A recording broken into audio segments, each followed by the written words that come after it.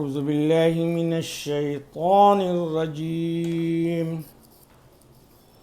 بسم الله الرحمن الرحيم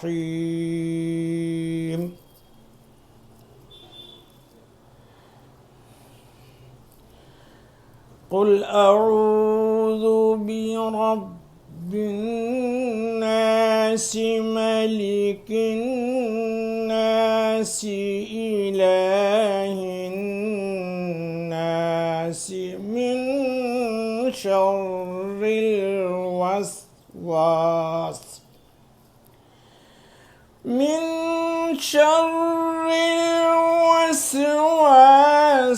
الخناس الذي يوسوس في صدور الناس من الجنة والناس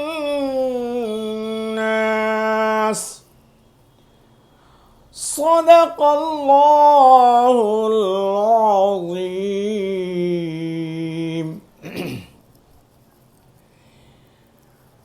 دو اسباق میں ایک پہلے سبق میں تو الحمدللہ ہم نے آپ کو عربی زبان کی لغات اور مختلف زبانوں کے الفاظ کے بارے میں بتایا، اور یہ جو ایک خلجانی کیفیت زبانوں کے بارے میں ہوتی ہے اس کی بھی وضاحت کر دی کہ سارے زبانوں کا خالق اللہ ہے، لیکن خدائی زبان جو ہے وہ عربی زبان ہے۔ پھر بھی مختصراً، چونکہ یہ قرآن کریم کے تجوید کا سلسلہ جاری ساری ہے، تو مختصراً یہ بتا دوں کہ یہ مخارج کا سلسلہ ختم نہیں ہوگا، آگے کے اسباق میں بھی الفاظ ایسے آئیں گے تو اس پہ ہم وضاحت کرتے رہیں گے انشاءاللہ تعالی۔ لیکن ضاد کا جو مخرج ہے یہ مشکل نہیں ہے، اگر انسان سمجھ جائے تو بہت آسان ہے، وہ اس بار اس کی وضاحت کر دیتا ہوں میں۔ یہ زبان کا کنارہ اور اوپر کی داڑھ، یہ جا کے اوپر لگے گا، یہ زبان کا سرا ہے، یہ نوک، یہ کبھی بھی جنبش نہیں کرے گی، آگے پیچھے نہیں ہوگی، بس اتنا یاد رکھیے گا۔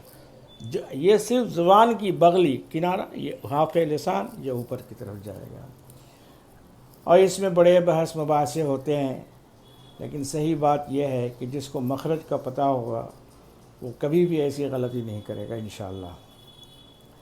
جیسے غیر المغضوب علیہم ولا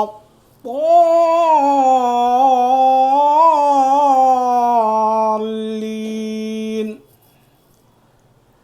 غیر المغضوب علیہم ولا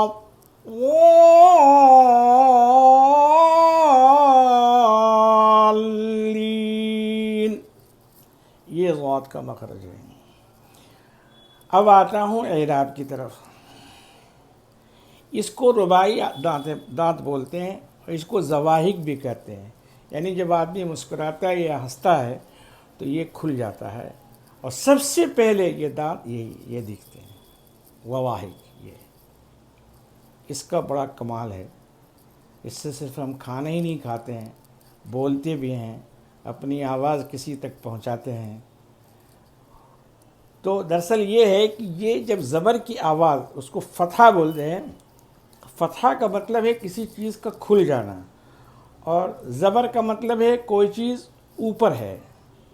یہاں جو ہے اصطلاحی تجوید کی اصطلاح میں اس کو بولیں گے آواز کو ہلکا سا اوپر لے جانا۔ دیکھیے دیکھیے یہ تھوڑا سا کھلے گا، اگر کسی نے زیادہ کھول دیا تو آواز کھینچی جائے گی، غلط ہو جائے گا۔ ب ت ث ج ح خ الی آخری، یا تک اس طرح سے پڑھ لیں۔ اب اسی طرح سے س ل م د ر س ن ص ر. اسی طرح بچوں کو ہمیشہ ایک دم سے جلدی جلدی پڑھنے کے لیے نہیں بولیں، نہیں تو مشکل ہے.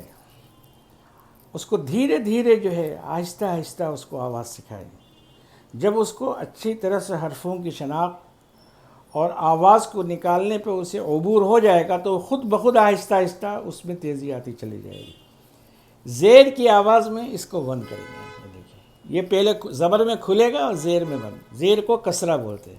ای یہ دیکھیے بند ہو گیا. یہ رباعی دانت ہیں، دو اوپر کی دو نیچے. ای بی تی سی جی خی خی. دیکھیے یہ ہے الی آخر. اسی طرح سے اسباق میں، سبق میں، لیسن میں ای بی لی دی ری سی نو سی را. اور پیش میں کیا ہوتا ہے؟ یہ ہونٹ گول ہو جاتا ہے. او بو تو سو الی آخری. یہ ہو گیا. اب کھینچا کب جائے گا یہ بتا دیتا ہوں. اگر قرآن میں دیکھیے گا کہ جہاں پہ زبر والے حرف کو کھینچا جاتا ہے تو اس کے ساتھ الف لگا ہوا ہوتا ہے. یہ 3 حرف ہیں جس کو حروف مدہ کہتے ہیں. مدہ یمد مدن، اس کے معنی آتے ہیں کھینچنے کے. اور یہ الف اور واو اور یہ ذریعہ ہے آواز کو کھینچنے کا. الف اور بیفور، اس سے پہلے اگر زبر والا حرف آئے گا، ما قبل. بیفور کا مطلب ما قبل، ما قبل کا مطلب بیفور. جیسے بے کو زبر ہے، اب الف آ گیا تو اس کو تھوڑا سا کھینچے. با. دیکھیے زبر میں تھوڑا سا کھولتے ہیں اور کھینچتے وقت تھوڑا سا اس کو زیادہ اوپن کریں گے. با. با زبر کی آواز. با. یہ الف مدہ کی آواز، یعنی الف کی وجہ سے کھینچا گیا، اس کو الف مدہ کہیں گے. الف کو نہیں کھینچا گیا، الف سے پہلے حرف کو کھینچا گیا. اسی طرح سے زیر والے حرف کو پہلے میں نے بتایا تھا کہ یا کا جو مخرج ہے یہ جڑ ہے، یہاں یہ یہاں. تو بے کو زیر بی ہوتا ہے. اب اس کو یا مدہ سے ملانا ہے. بی. یہ کھینچ دیا. یا کا ہونا ضروری ہے اور یا پہ سکون ہونا ضروری ہے، جزم ہونا ضروری ہے. بغیر جزم کے نہیں کھینچا جائے گا. وی یہ یا مدہ ہوا. اسی طرح سے با کو پیش بو ہوتا ہے، یہ گول ہوگا. اب یہ جب تک واو اس کے ساتھ نہیں ہوگا اور اس پہ جزم نہیں ہوگا نہیں کھینچا جائے گا. جیسے با کو پیش بو، اب اس کو کھینچیے بو. یہ دیکھیے یہ ہونٹ تھوڑا سا آگے آ جائے گا، تھوڑا سا اس کو زیادہ کھینچ دیں گے. تو یہ ہے کھینچنا. حروف مدہ 3 ہیں، الف واو یا. اس کی وجہ سے زبر زیر پیش والے حرف کو ہم کھینچتے ہیں.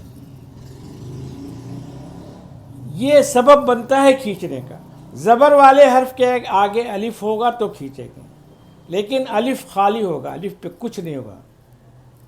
لیکن زیر والے حرف کو کھینچیں گے تو یا کا ہونا ضروری ہے، یا پہ جزم کا ہونا بھی ضروری ہے. اگر جزم نہیں ہوگا کبھی زیر والا حرف نہیں کھینچا جائے گا. جیسے فرض کر لیجئے با کو زیر ہے اور یا پہ جزم نہیں، بی ہوگا. جزم آ گیا اب ہو جائے گا بی. اسی طرح با کو پیش ہے، آگے واو ہے، واو پہ جزم نہیں کھینچا جائے گا. اب جزم لگ گیا تو با کو پیش بو اور واو پہ جزم ہے تو کیا ہو گیا؟ بو. یہ حروف مدہ ہے. اب اس کی وضاحت میں کر دیتا ہوں. جیسے ہے فعل، اس نے کام کیا. فعل. اب بلا وجہ کسی نے معلوم نہیں ہے اس نے کیا بول دیا؟ فعلا. زیادہ کھینچ دیا. معلوم ہوا ایک آدمی نے کام نہیں کیا، 2 آدمی نے کام کیا. تو قرآن کریم میں اللہ تعالیٰ خطاب کرتے ہیں اپنے بندوں کو، انبیاء علیہ الصلوۃ والسلام کو. جیسے آیا ہے قال یا آدم انبئهم باسمائهم.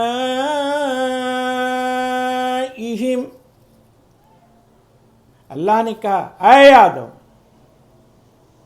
تو کہنے والا کون ہے؟ اللہ تعالیٰ۔ اب اگر کسی نے نام کو کھینچا تو نعوذ باللہ من ذالک، خدا دو ثابت ہو جائے گا۔ یہ غلطی کبھی بھی نہیں کرنا۔ اسی لیے یہ حروف مدہ کا علم ہونا بہت ضروری ہے، اور حروف مدہ 3 ہیں، اور یہ 3 حرف سبب بنتے ہیں حرفوں کو دراز کرنے میں۔ زبر کا ساتھی الف ہے، اور زیر کا ساتھی یا و جزم، اور پیش کا ساتھی واو و جزم، اور زیادہ نہیں کھینچیں گے۔ جیسے بی سے بی، بس اتنا۔ بو سے بو، با سے با۔ آج اسی پہ ختم کرتا ہوں۔ اب انتظار کیجئے، انشاءاللہ کچھ دنوں کے بعد پھر انشاءاللہ دوسرا پروگرام انشاءاللہ رکھوں گا، اور پھر اس پہ بات ہوگی اور آگے سبق کو بتلایا جائے گا۔ اگر کسی کو سمجھ میں نہ آئے تو وہ کومنٹ میں ضرور مجھے بتلائیں، اور آپ سے گزارش اور التماس ہے کہ اس کو شیئر بھی کریں، بندگان خدا تک پہنچائیں، اور سبسکرائب ضرور کر دیں، اس سے ہمیں مدد ملے گی۔ اللہ تعالیٰ آپ کو جزائے خیر دے۔ سبسکرائب کا ضرور خیال رکھیے گا۔ جزاکم اللہ خیرہ فی الدنیا والآخرہ۔